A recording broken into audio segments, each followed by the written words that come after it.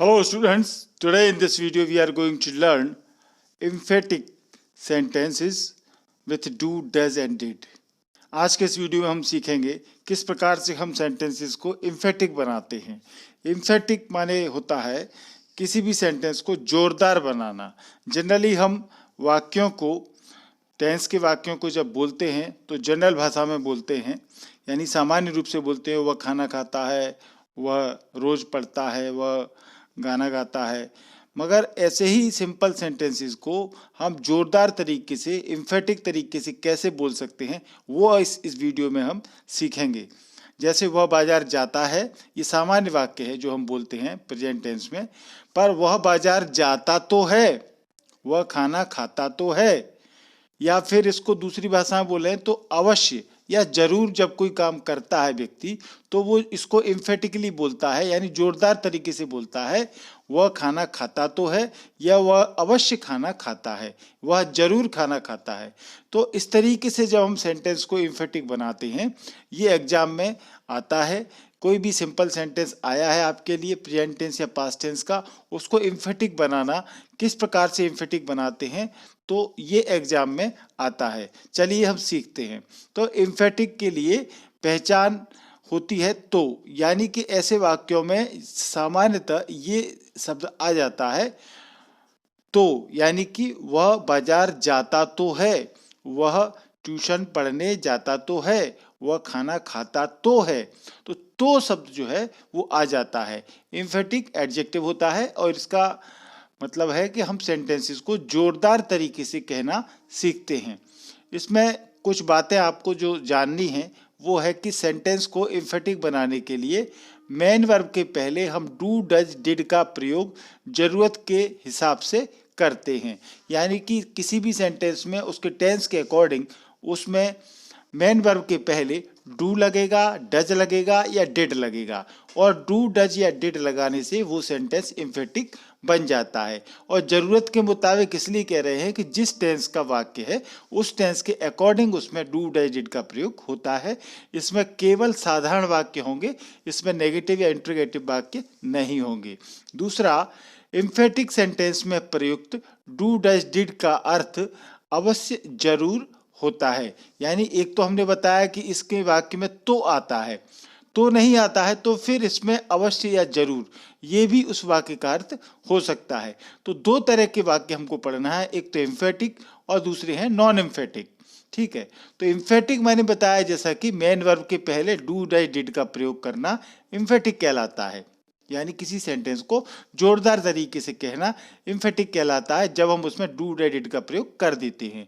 फिर बाकी non emphatic होता है, मेन वर्ब के पहले डू, डज, डिड को हटाना नॉन एम्फेटिक कहलाता है। तो एग्जाम में जो सेंटेंस आते हैं वो एम्फेटिक सेंटेंस आएगा तो उसको नॉन एम्फेटिक में चेंज कराएगा। ठीक है, तो हम डू, डज, डिड को हटा देंगे, और नॉन एम्फेटिक सेंटेंस आते हैं उनको एम्फेटिक बनाना। ये दोनों चीजें हम सीखेंगे। ठीक है, तो एम्फेटिक और नॉन एम्फेटिक ये दो लेकर के हम इस वीडियो में आपको सीखना है। जैसे आपके स्क्रीन पर ये वाक्य देखें, वह अवश्य या जरूर रामायण पढ़ता है। ठीक है, इसी सेंटेंस को हम इस तरीके से भी बोल सकते हैं, वह रामायण पढ़ता तो है।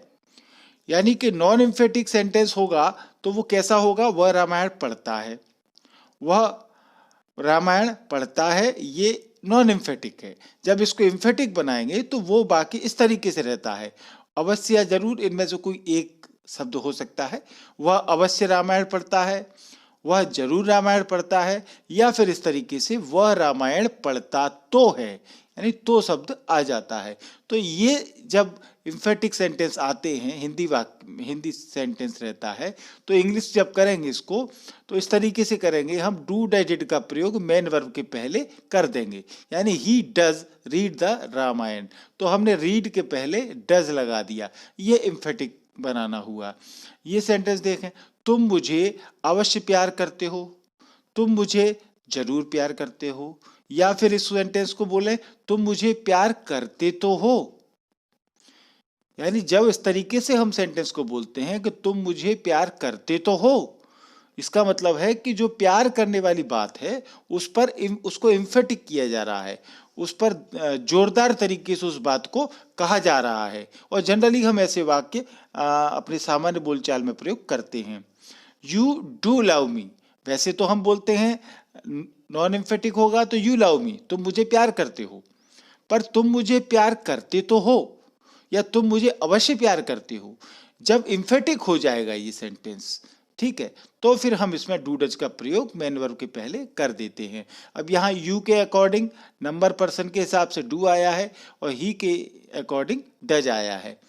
वह अवश्य सच बोलता था, वह जरूर सच बोलता था, वह सच बोलता तो था, ठीक है ना। He did speak the truth, क्योंकि यहां पर था है, पास्ट टेंस है, तो फिर यहां पर डिड लग गया।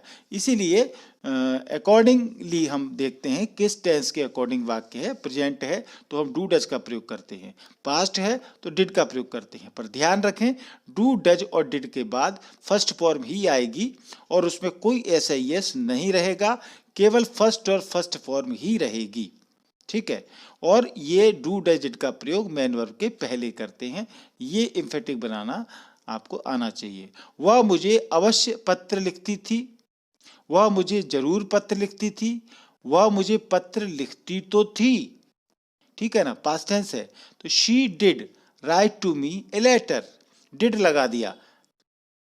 कृपया गरीबों की मदद अवश्य करें या जरूर करें, यहाँ पर कृपया गरीबों की मदद अवश्य करें, कृपया गरीबों की मदद जरूर करें।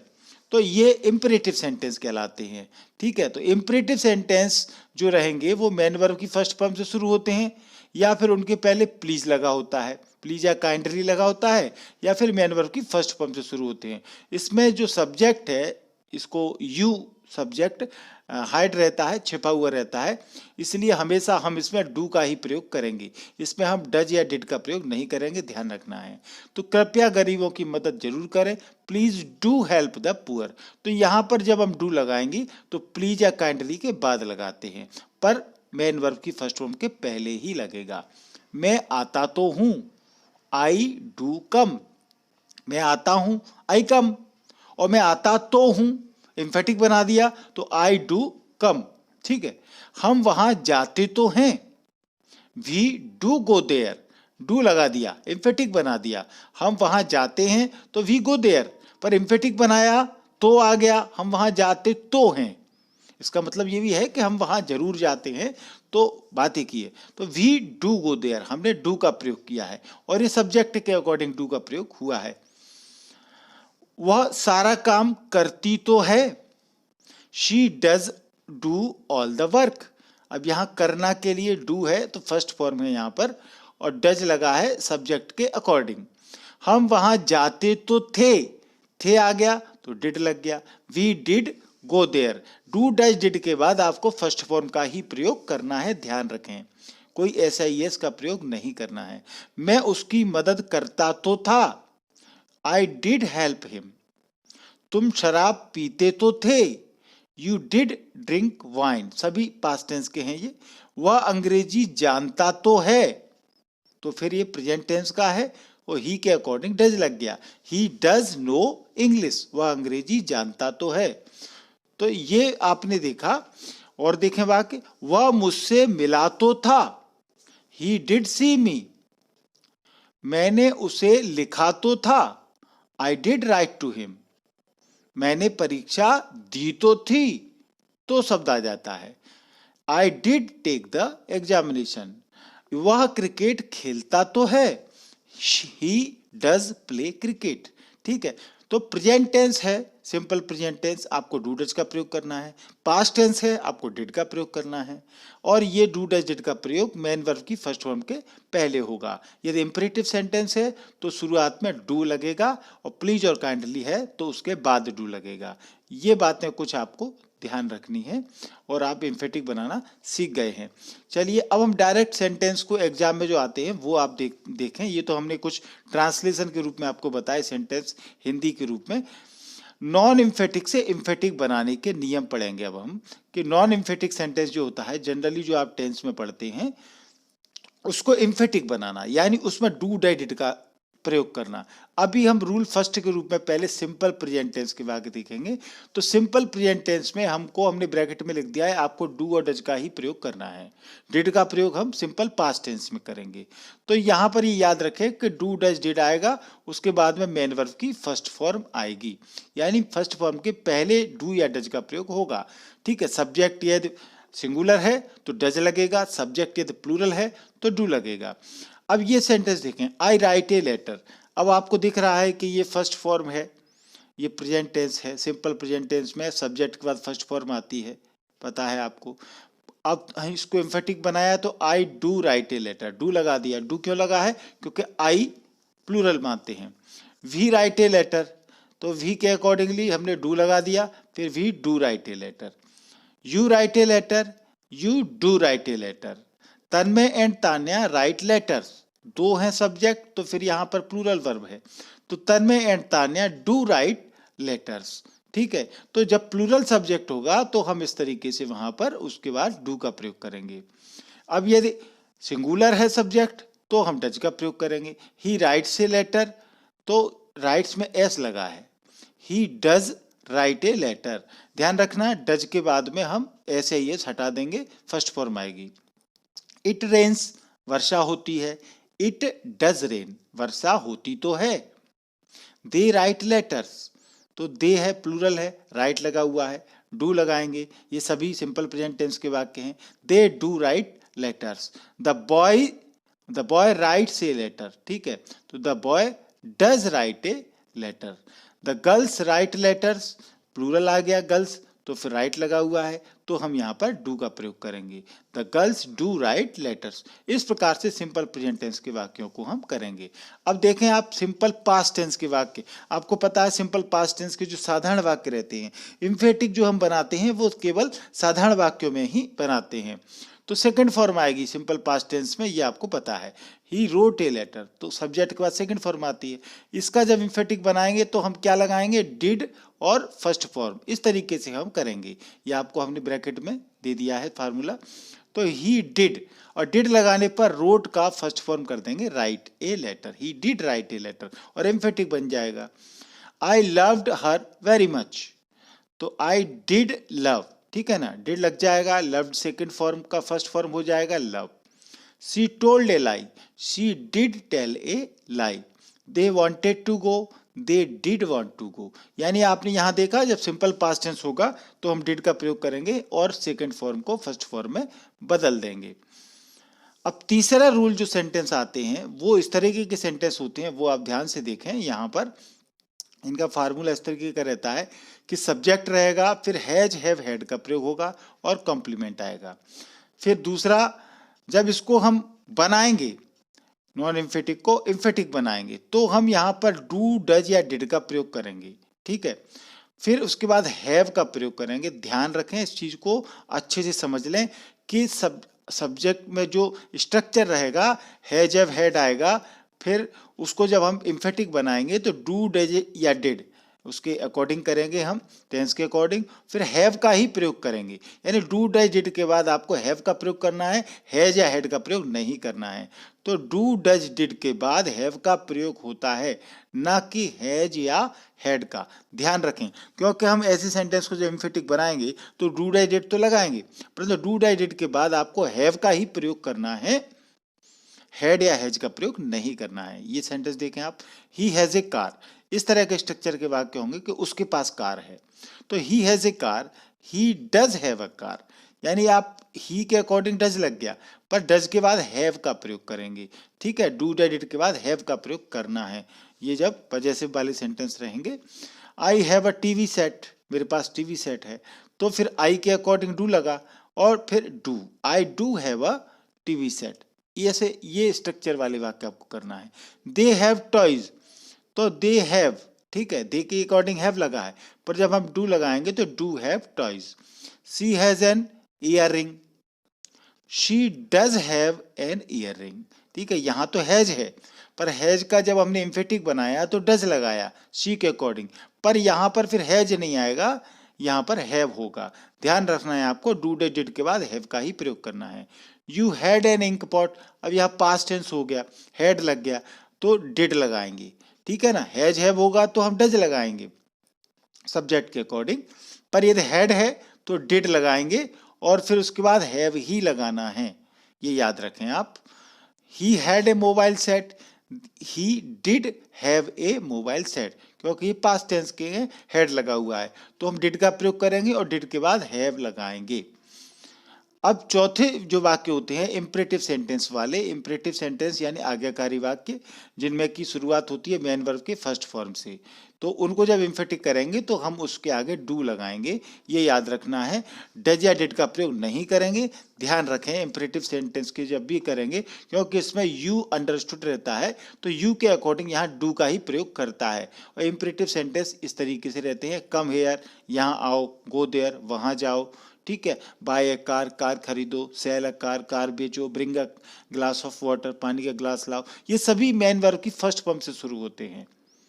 तो इनको जब एम्फेटिक बनाएंगे तो डू कम हेयर, ठीक है, यहां जरूर आओ मतलब यह है, गो आउट बाहर जाओ तो डू गो आउट, आपको डू का प्रयोग करना है एम्फेटिक बनाने के लिए, ध्यान रखना इंपरेटिव सेंटेंस में। और हम यहाँ पर एम्फेटिक मैंने बताया आपको साधारण वाक्य का ही करते हैं, नेगेटिव इंटरोगेटिव का नहीं करते। हैव पेशेंस, धैर्य रखें तो do have patience. Please give me A car, यदि प्लीज आ गया है इंपरेटिव सेंटेंस में तो हम प्लीज के बाद डू का प्रयोग करेंगे, ध्यान रखें। प्लीज या काइंडली शब्द आने पर इंपरेटिव सेंटेंस में डू कहाँ लगाएंगे, प्लीज और काइंडली के बाद में।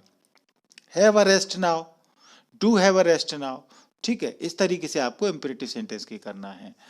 अब हम ये देख रहे हैं कि इम्फेटिक से नॉन इम्फेटिक बनाना। अभी आप सीख गए कि नॉन इम्फेटिक से इम्फेटिक कैसे बनाएंगे, simple present tense, simple past tense के वाक्यों का आएगा या फिर इम्परेटिव सेंटेंस का आता है, और एक हैज हैव हैड वाले वाक्यों का। 4 तरह के वाक्यों आपको इम्फेटिक बनाना सीखना है। अब इसी का उल्टा हो जाएगा, जब हमको एग्जाम में इम्फेटिक दिया हुआ है और हम उसको नॉन इम्फेटिक बना रहे हैं, ठीक है। तो सबसे पहले सिंपल प्रेजेंट टेंस का देखें, ये you do right read a book, ये इम्फेटिक है क्योंकि यहाँ पर डू का प्रयोग हुआ है। अब इसको नॉन इम्फेटिक बनाएंगे तो हम डू को हटा देंगे, सिंपली है, डू को हटाएंगे तो यू रीड ए बुक, इतना हो गया।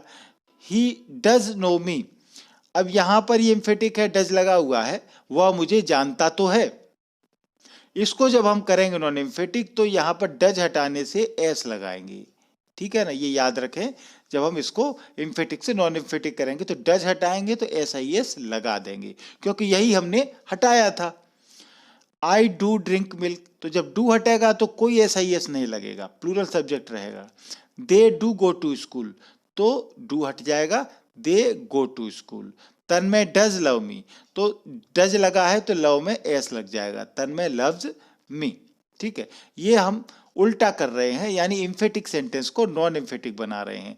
सिंपल पास्ट टेंस के वाक्य होंगे तो इसी तरीके से करेंगे। He did by A car, did लगा होगा तो हम फिर बॉट लगाएंगे, सेकंड फॉर्म कर देंगे, क्योंकि यहाँ पर जब डिड हटेगा तो फिर बाई फर्स्ट फॉर्म जो है उसका सेकंड फॉर्म होता है, ये आप रूल जानते हैं सिंपल पास्ट टेंस का। I did come here, did हटा तो फिर केम हो गया। He did go there, did हटा तो गो का वेंट हो गया, he went there. She did read at night, ठीक है, यहाँ पर डिड हटाएंगे तो रीड का सेकंड फॉर्म रेड होता है, इसका प्रोनाउंसिएशन रेड करती है इसलिए हमने लिख दिया है, बाकी स्पेलिंग सेम रहती है। शी रेड एट नाइट, तो यह सेम इस तरीके से रहेगा। तीसरे तरह के जो आपको हमने अपने हैज हैव हैड वाले बताए थे, जिनमें को डू डैड डिड और हैव लगा रहेगा, उसको जब हम नॉन एम्फेटिक करेंगे तो इस तरीके से आएगा और हमको नीचे वाले तरीके से करना है। दोनों सूत्र हमने लिख दिए formula. He does have a car, does have लगा हुआ है तो जब इसको बनाएंगे तो ही हैज ए कार, क्योंकि हम जब इम्फेटिक बनाते थे तो डज के बाद हैव ही लगाते थे, परंतु जब इसको हम सिंपल करेंगे यानी नॉन इम्फेटिक करेंगे तो हम हैज लगाएंगे ही के अकॉर्डिंग, क्योंकि ही सिंगुलर है। दे डू हैव टॉयज, तो दे हैव टॉयज, यहाँ ही है तो हैज लगा, दे है तो हैव लगा।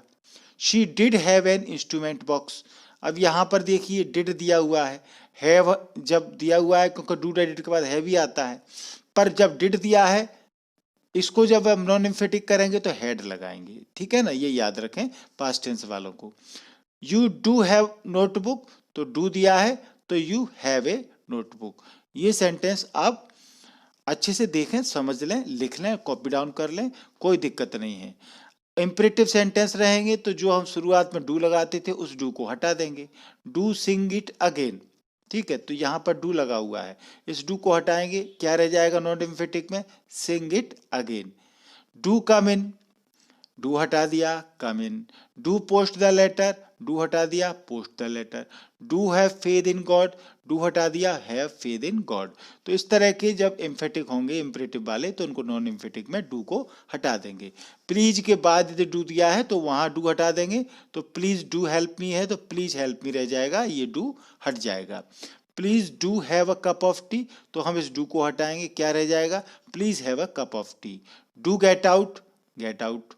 Do switch on the fan, ठीक है, 2 बार लिख के आया था, इसको हटा दें, तो switch on the fan. Kindly do give me money, kindly के बाद डू दिया है तो डू हट जाएगा, क्या रह जाएगा, kindly give me money. Do begin the work at once, do हट जाएगा, begin the work at once. इस तरीके से आपको नॉन एम्फेटिक बनाना है। होमवर्क के रूप में कुछ सेंटेंस है, आप अभी कर लेंगे तो निश्चित तौर से आपको ज़्यादा लंबे समय तक याद रहेगा। याद रखें, होमवर्क नहीं करेंगे तो ज़्यादा लंबे समय तक याद नहीं रहेगा। तन्मय स्कूल जाता तो है, वह धन खर्च करते तो हैं, यहाँ सब में तो दिया हुआ है, यानी आपको इम्फेटिक वाले सेंटेंस दिए हैं। इसको आप ट्रांसलेट करेंगे तो आपको डू डिड का प्रयोग करना है। प्रेजेंट टेंस है तो डू डिड लगाना है, पास्ट टेंस है तो डिड का प्रयोग करना है। मैं उसे पढ़ाता तो हूँ, वह मुझे जानता तो है, मैं उससे मिलता तो था, ये पास्ट का हो गया। वह मेरे घर पर आते तो थे, वह पत्र भेजती तो थी, यानी ये पास्ट और प्रेजेंट के दोनों 5-6 वाक्य हमने दिए हैं। ऐसे और भी वाक्य आप बना करके अपने होमवर्क कर सकते हैं। दूसरा क्वेश्चन एग्जाम में इस तरीके का आता है, कोई आपको नॉन एम्फेटिक सेंटेंस दिया होगा इस तरीके से प्रेजेंट या पास्ट टेंस का, तो make the following sentences emphatic, यानी इस तरीके से क्वेश्चन आता है, make the following sentences emphatic, यानी जो भी सेंटेंस दिया है उसको आपको एम्फेटिक बनाना है। तो I saved her from drowning, मैंने उसको तैरने से उसको बचाया।